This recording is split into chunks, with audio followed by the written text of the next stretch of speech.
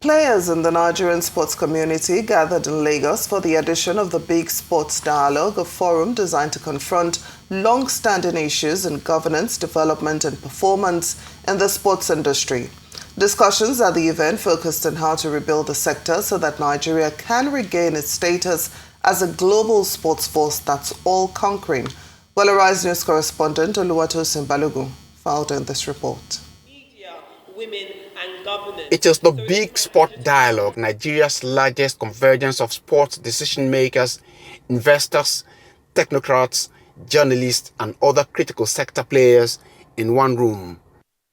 The Big Sport Dialogue 1.0 was crafted to tackle deep-seated issues in governance, development, and performance across the sector, with frank assessment of the challenges. To us at the National Sports Commission, we have a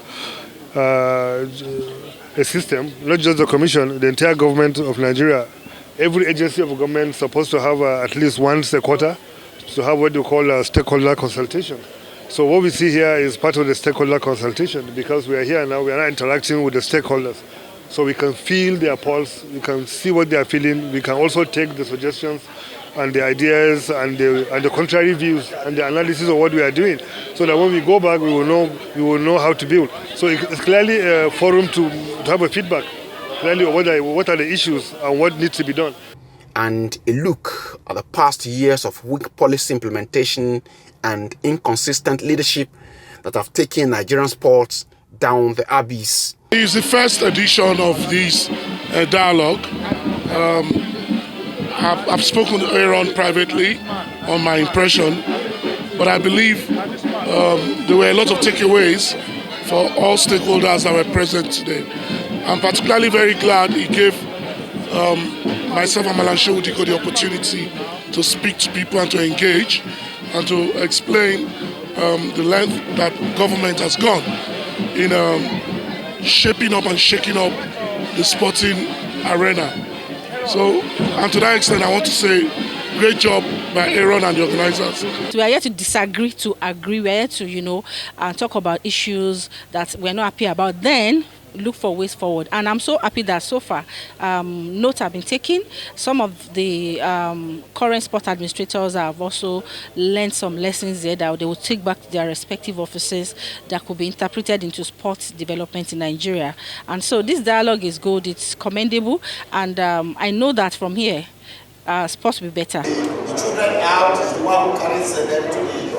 The issues are further broken down at panel sessions with different speakers making recommendations on how Nigeria can rise from its current state to regain its status as a global force that conquers at global sport meets. Happy that what has been done with the Sports Commission today is like putting round pegs in round holes. At the center of the conversation is the ongoing transformation of the National Institute for Sports, which is now operating with a 10-year strategic roadmap believed to be the most comprehensive reform plan, which includes modernizing the curriculum, test running new courses, and expanding training into emerging sport specialization. In as far as I feel that we need to now start implementing than having workshops.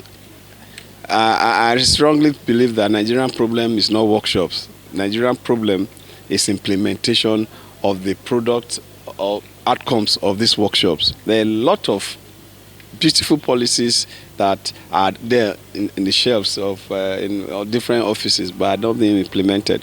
But I must thank Arise and Aaron for this first edition of the Big Sport Dialogue, because it gives room to also hear what the people think about it, and you can hear frank questions that were asked from the audience. The Nigerian government should know that it has lost a very big opportunity to bring men back in, to speak to the minds of Nigerians easily and freely. So if there was any mistake by government in this, funds that were approved, were they released on time? I remember back in 1998 at the stadium in France, I granted an interview to an international body saying that Nigeria was going to beat Denmark, but they trounced us 4-1.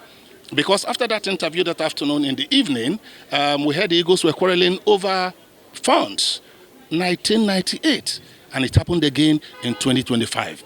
Government must look into why it has been so. The brains behind this dialogue aim to make it an annual event that does not just feature talks, but one that helps in turning policies into measurable outcomes to create a Nigerian sports sector that conquers the world, drives the local economic growth, and of course, boost national pride.